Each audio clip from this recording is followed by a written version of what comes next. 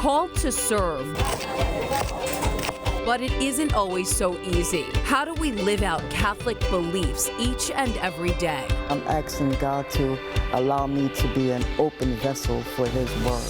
Tonight on Currents News, people building a better world, supporting the mission of the church, and walking New York City streets in Jesus' footsteps. Go in peace to love and serve the Lord. From respecting life. That's their choice instead of one that's kind of like, I don't really have a choice. This is what I have to do. How am I going to do it on my own? To providing for migrants. We pivoted to, do God's work. Parishioners making music and lending a hand, putting their heart into the community and their faith into action.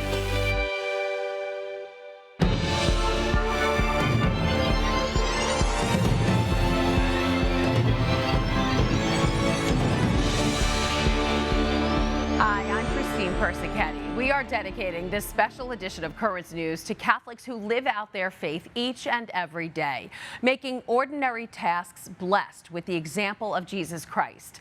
We begin with an organization that is welcoming the stranger. Reconnect is a nonprofit that reaches out to migrants. Currents News' Jessica Easthope tells us the organization is teaching them the skills they need to create a new life in New York. They see or they speak. The men in this room are starting their lives over, seeking asylum from violence and poverty in the United States. Yeah, where? Reconnect, a nonprofit that teaches young men with rough backgrounds everything from how to be on time to how to dice vegetables, has taken them in. They come to the Thomas Berry Place in Jamaica Estates 4 days a week. They get a small stipend, a hot meal every day, and 16 weeks of learning the life skills they'll need to make it in New York City. Reconnect just basically pivoted to, do God's work and help everybody. At the end of the day, no matter what part of the world you're from, we are all human. Efrain Hernandez used to be one of those young men. Then Father Jim O'Shea challenged him to turn his life around. The two founded Reconnect 13 years ago, and now helping these asylum seekers has become part of their mission. We created an opportunity, and more than that, really to create a community, to work with them to feel that there is something that they can look forward to into the future. In addition to English, they're learning the language of food. In just a short time in the kitchen, Antonio has become proficient.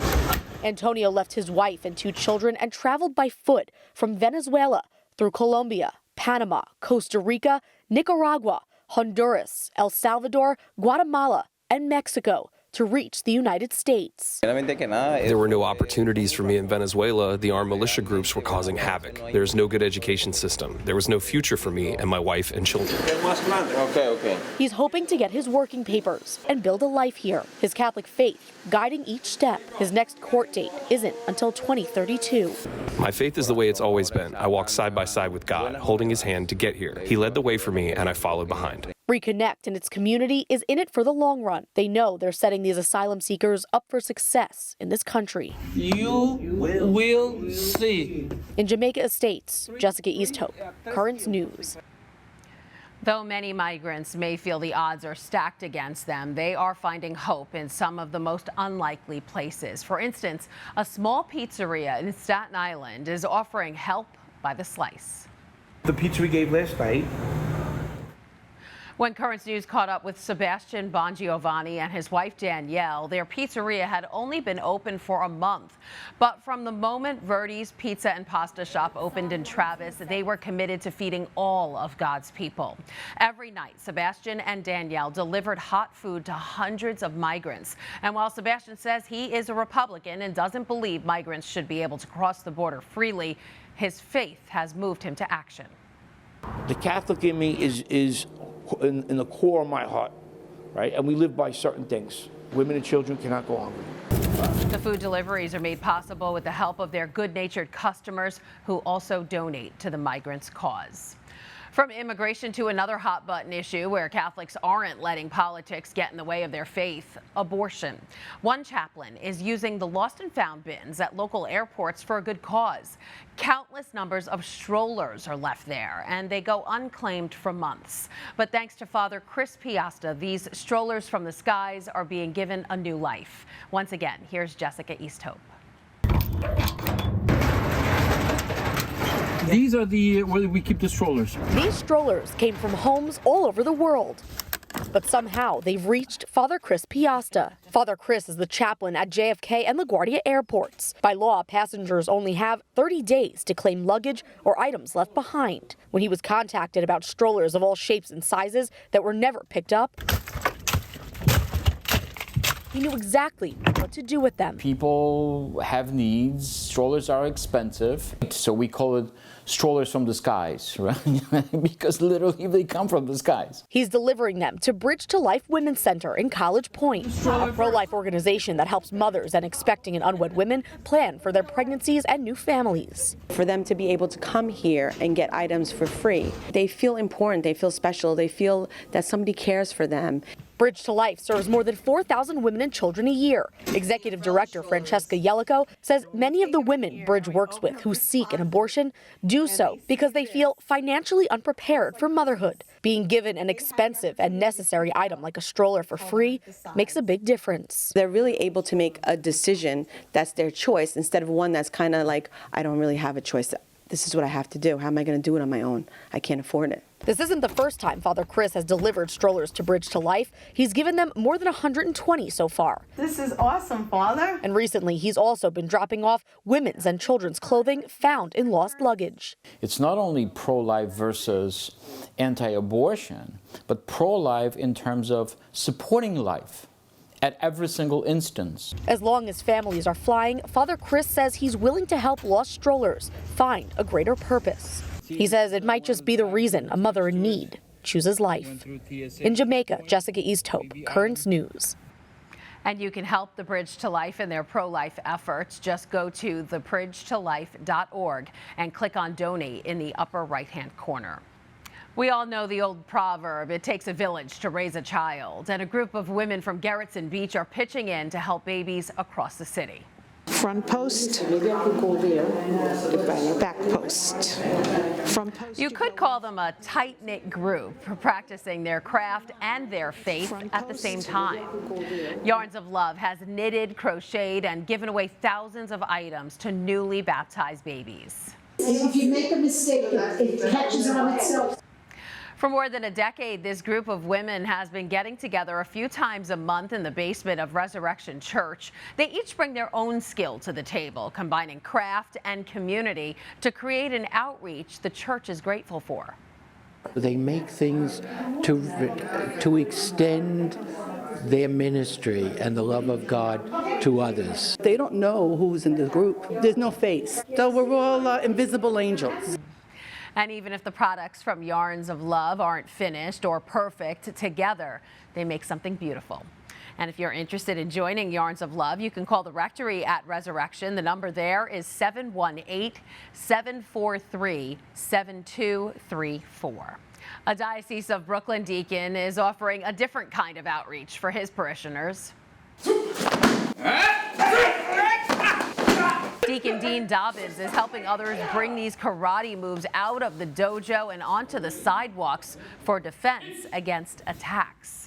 In just the first 3 months of this year, arrests for serious crimes in New York City hit a 24-year high. So Deacon Dean is trading in his cassock for a karate gi, hoping to prepare as many people as he can through martial arts. For the first time in a long time, the deacon says New Yorkers need to learn how to protect themselves. Currents News' Jessica Easthope got to kick it with him at his studio in Fresh Meadows. The Holy Spirit powers these kicks, and faith fuels the force of these strikes. Deacon Dean Dobbins says when it comes to self-defense, you can never be too prepared. Don't touch me. You never know what perpetrator might be coming at you. You never know, especially in times like this. The permanent deacon at Our Lady of Mercy Church in Forest Hills is also a former NYPD detective and 8th degree black belt who knows just how dangerous the streets of New York City have become. People are getting pushed into subways, people are getting mugged, people are getting punched in the face, and people that would take the martial arts, maybe they would be able to defend themselves, walk away from it, but be more secure of the surroundings. While the NYPD doesn't keep statistics on random and unprovoked attacks, so far in the first 4 months of 2023, there have been nearly 8,000 felony assaults and more than 12,600 misdemeanor assaults. That's more than the number of assaults in the entirety of 2022. 2022. At Deacon Dean's Dojo, the Okinawan Karate Do of New York, he welcomes people from all walks of life to come in and learn the discipline and inner strength it takes to stay safe on the streets. Destin Kava is a 7th grader at Our Lady of Mercy Catholic Academy. Since he and his cousin Solmari Nava started taking karate lessons here last year, they're more self-aware and much more confident. I don't have both of my headphones in or anything like that. I make sure that I'm careful. Now, since I'm in martial arts, I'm starting to communicate, socialize even more. Thumb strike. This is great for women. Deacon Dean says his classes are not about fighting, but thriving. It helps them in school, helps them in their faith, and it helps them to be aware what's out there. And what's out there? Better think twice. In Fresh Meadows, Jessica Easthope, Currents News. It's easy to sign up for classes at Deacon Dean's Okinawan Karate Do of New York if you're interested. Simply visit facebook.com/karateny. There's a lot more news headed your way. 90 years old and still going strong. We speak to one of the oldest deacons in the Diocese of Brooklyn. Then this story. It creates such a beautiful, rich sound. People want to hear that, they want to come back. These pipes have been calling Catholics to Mass for centuries, but that music may soon be harder to hear. Plus, they're thousands of miles away from it, but a church in Jamaica, Queens is using music to help its parishioners feel right at home. Coming up.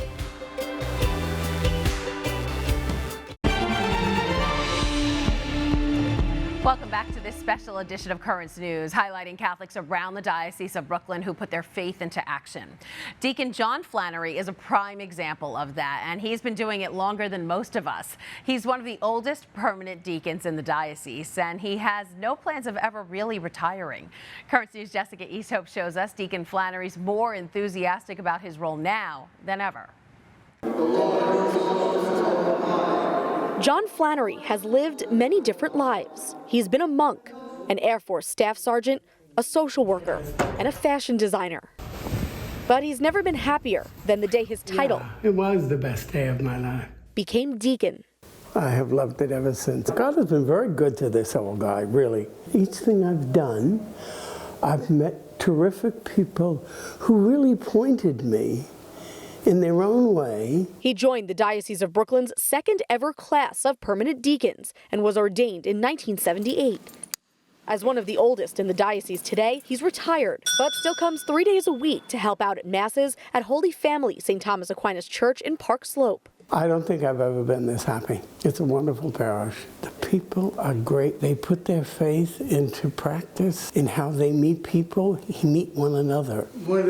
Pastor of Holy Family St. Thomas Aquinas, Father Rafael Perez, says after all this time, and even at 90 years old, Deacon John is still needed. One of the ways in which his ministry is still very much alive and active is his presence to people, just having relationship, talking, letting people talk to him. Father Raphael says the people in the pews look to Deacon John as an example of a life of service. His own journey of faith has been really extraordinary.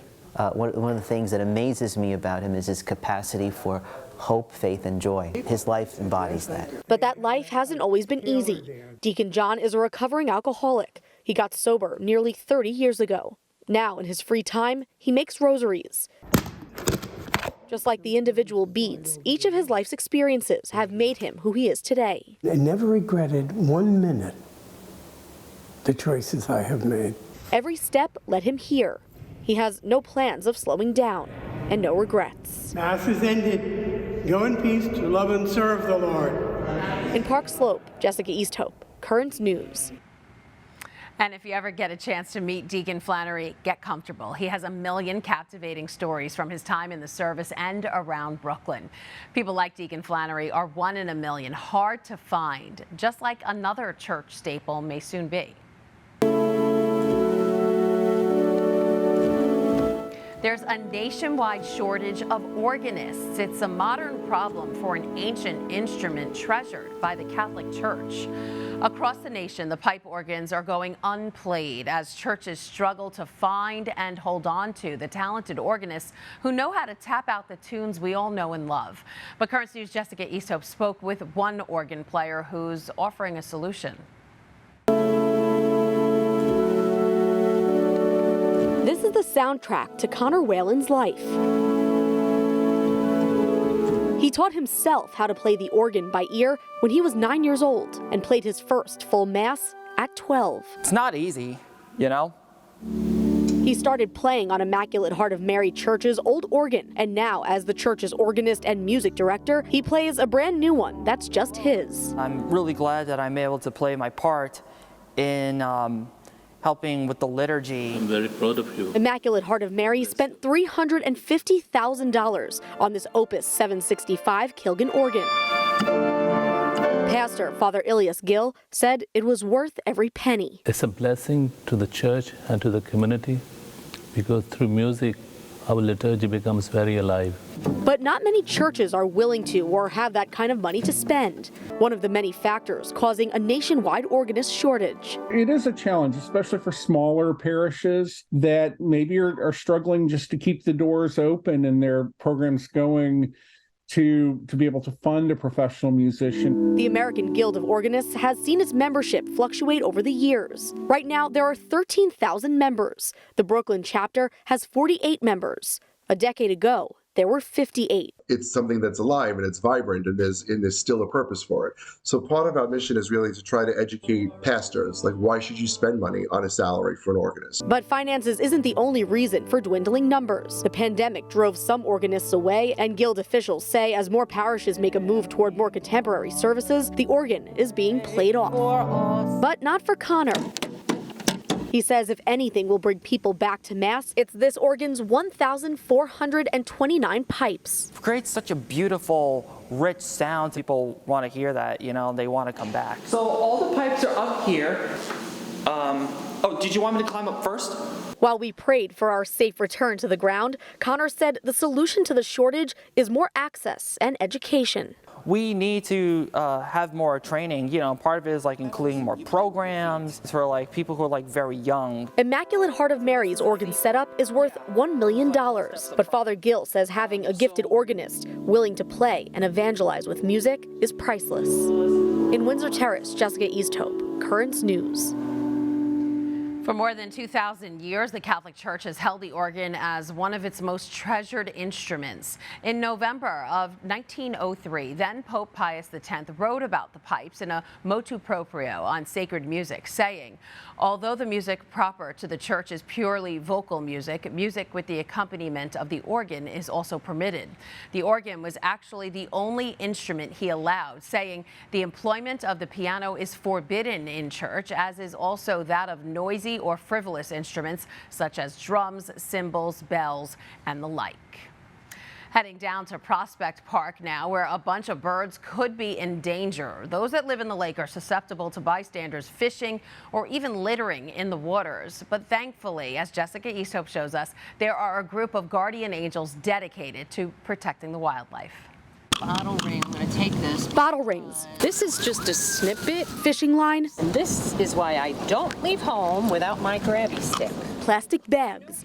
Mary Beth Arts knows picking up this trash in Prospect Park is a matter of life or death, especially for Evan. Hi, Evan. Evan's not a person. Good boy. He's a swan. One of the many Mary Beth and her teams of volunteers watch over and protect. Since the pandemic, it seems a lot more people out, a lot more trash. We just need to learn how to share the space with our wildlife. Just have to keep watch over his feet, though. Mary Beth is a licensed wildlife rehabilitator and a founding member of both Wild for Prospect Park and the Swan Squad. This looks like a bad one. They rescue the birds that call the lake home.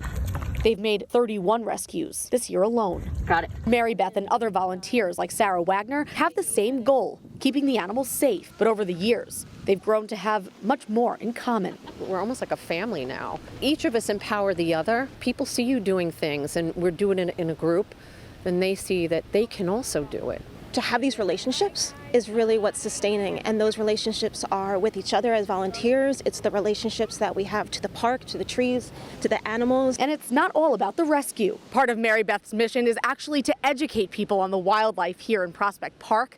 What Evan and his friends are doing right now is taking oil from an oil gland in the back of their bodies and rubbing it all over their feathers. It's how they stay waterproof. We're passing it along, you know, and the more people that know, then the better off we'll all be. Mary Beth says she's constantly reminded of her Catholic faith when she's in the park and in her element. St. Francis is my patron saint. I just feel that we need to become better stewards of the wildlife. If she has one message, it's you don't have to rescue birds to save them. All you need to do is take more out than you came in with. In Prospect Park, Jessica Easthope, Currents News. Coming up on Currents News, we hear from some more of our talented musicians in the Diocese of Brooklyn, like this director from St. Joseph's Church who is bringing the culture of his parish to the classics.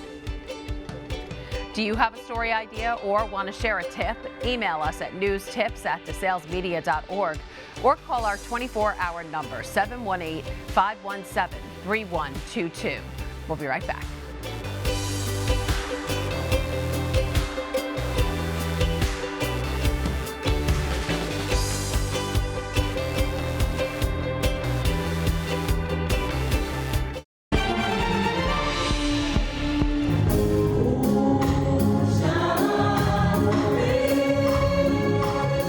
At this Queen's Church, their roots of worship are entangled in faith and culture.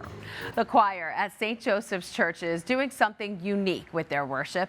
Beneath the prayers and hymns of the Universal Church is a Caribbean beat and African heat, and that's helping people pray during Mass every Sunday. Currents News' Jessica Easthope caught up with the music director who says it's changed his relationship with God.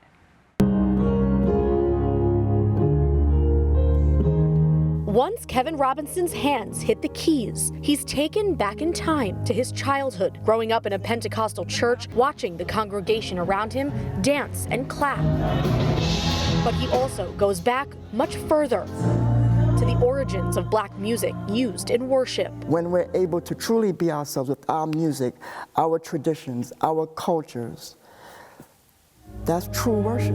In the present, Kevin is now a Catholic and the music director at St. Joseph's Church in Jamaica, Queens. He leads the choir and musicians, picks all the music, and prays a lot about his decisions. Daily, I'm asking God to allow me to be an open vessel for His word, His message.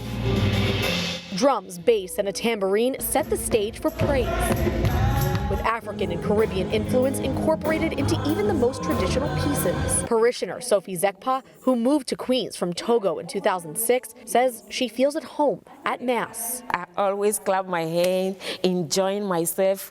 I love worshiping. I like the way it is now. The presence of black music at Mass has been a priority for Pastor Father Chris Piasta. With the black community, you have two important components, the word and the music. If one of them is not good, we're going to let you know. Father Chris says cultural music at Mass is the way of the future. At his parish, it's all about having the sound of faith reflect the community. It's all about community, where 2 or 3 are gathered in His name. It's no longer a nice thing to have. It is part of everything. And for Kevin, connecting the past and black history to the future of worship allows God to be present in every note. In Jamaica, Jessica Easthope, Currents News. So awesome. That does it for this special edition of Currents News. I'm Christine Persichetti. Thank you for joining us because we are putting your faith in the news. Hope to see you again next time.